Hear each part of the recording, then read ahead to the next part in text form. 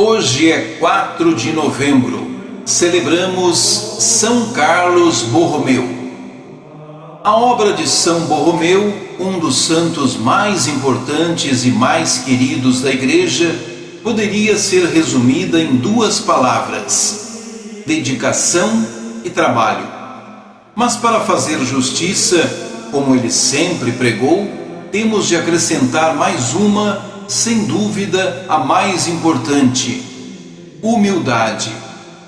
Oriundo da nobreza, Carlos Borromeu utilizou a inteligência notável, a cultura e o acesso às altas elites de Roma para posicionar-se na frente, ao lado e até abaixo dos pobres, doentes e principalmente das crianças. Nasceu no castelo da família em Arona, próximo de Milão, em 2 de outubro de 1538. O pai era o conde Gilberto Borromeu e a mãe era Margarida de Médicis, da mesma casa da nobreza, de grande influência na sociedade e na igreja. Carlos era o segundo filho do casal e aos 12 anos a família o entregou para servir a Deus, como era hábito na época.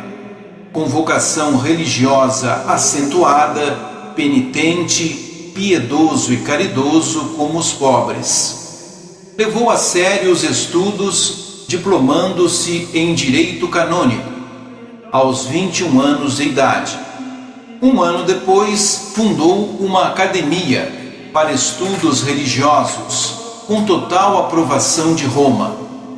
Sobrinho de Pio IV, aos 24 anos já era sacerdote e bispo de Milão. Na sua breve trajetória deixou-se guiar apenas pela fé, atuando tanto na burocracia interna da igreja quanto na evangelização, sem fazer distinção para uma ou para outra. Talvez tenha sido o primeiro secretário de Estado no sentido moderno da expressão. Formado pela Universidade de Pávia, liderou uma reforma radical na organização administrativa da Igreja, que naquele período era alicerçada no nepotismo, abusos de influências e sintomas graves de corrupção e decadência moral. Para isso, conquistou a colaboração de instituições, das escolas, dos jesuítas, dos capuchinhos e de muitos outros. Foi um dos maiores fundadores que a Igreja já teve. Criou seminários e vários institutos de utilidade pública para dar atendimento e abrigo aos pobres e doentes, o que lhe proporcionou o título de Pai dos Pobres.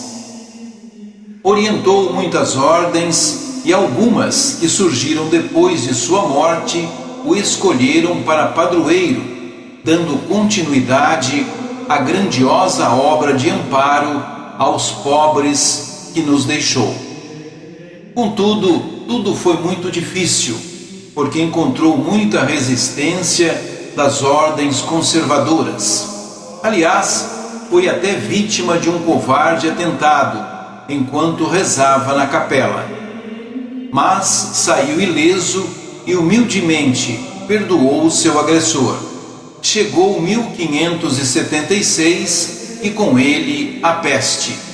Milão foi duramente assolada e mais de 100 padres pagaram com a própria vida as lágrimas que enxugaram de casa em casa.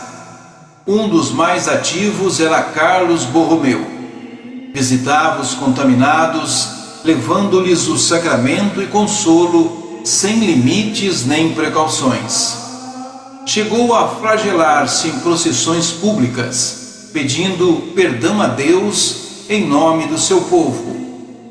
Até que um dia foi apanhado, finalmente pela febre, que minou seu organismo lentamente. Morreu anos depois, dizendo-se feliz por ter seguido os ensinamentos de Cristo e poder encontrar-se com Ele de coração puro.